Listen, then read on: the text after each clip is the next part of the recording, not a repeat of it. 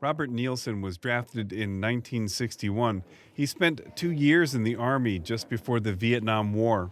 He was recently at the VA in San Diego as part of his treatment. 3 years ago, the 76-year-old came into the VA after contemplating suicide. That's what brought me into the emergency room, because that wasn't really the first time. 2 months after I got out of the service, I attempted suicide. Back then, Nielsen remembers standing on a subway platform watching a speeding train. And I just figured if I just hold my hands up in the air, I could just let it suck me. Because somebody shouted, "What are you doing?" And that snapped me out of that trance, and I just walked out of the subway. But I still, that was like, I still didn't seek any help. I just figured, okay, I'll struggle through life. It was a military sexual trauma, and it would take Nielsen another 50 years to ask for help.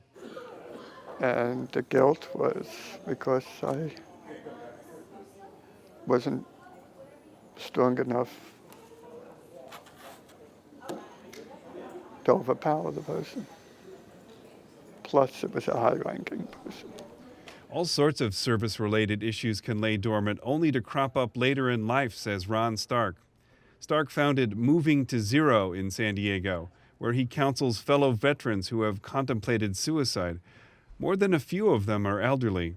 Stark retired from the Navy in 1994. He served aboard a submarine in the Arctic in the 1970s and again during Desert Storm.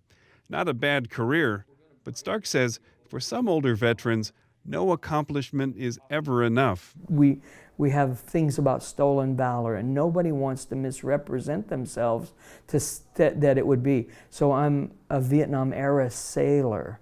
I had every intention to going to Vietnam and ended up on submarines off the coast of the Soviet Union. So I couldn't have been farther from that. So I was a Vietnam-era. I'm not a Vietnam veteran. Okay, I was in Desert Storm, but I wasn't in combat. We're constantly talking about what we're not quite. Veterans struggling with suicide aren't always wrestling with memories of combat. Stark suffered from depression most of his life. He remembers sitting by the roadside with a pistol while he was still on active duty. The military didn't make me who I was. But the military establishes lifelong habits, both good and bad. You want to be someone people can rely on. You have a bad day at work, you can go home. You have a bad day on a submerged submarine, people die. So if you're not feeling 100%, maybe it's better just to keep that to yourself. Stark describes suicidal feelings as a brief moment of blackness when all other options fade from view. Get past that, and a veteran is likely to survive. The VA is focused on finding risk factors: isolation, previous suicidal thoughts, access to firearms. Older men are also more likely to reject treatment for mental health issues, another big risk factor.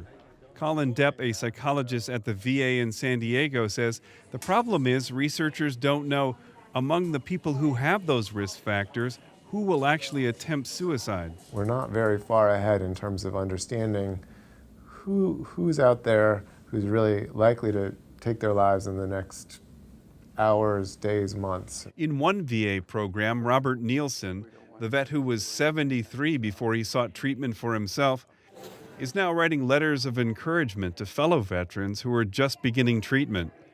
Pulling out one of those letters, Nielsen explains how he can help a veteran that he'll never meet in person. What does it mean for somebody to have faith in me? How about that? We open this one. I don't know you, but I have faith in you. You're going to make it. The letters are just one more nudge to keep veterans away from that dark moment when suicide feels like the only option. Steve Walsh, KPBS News.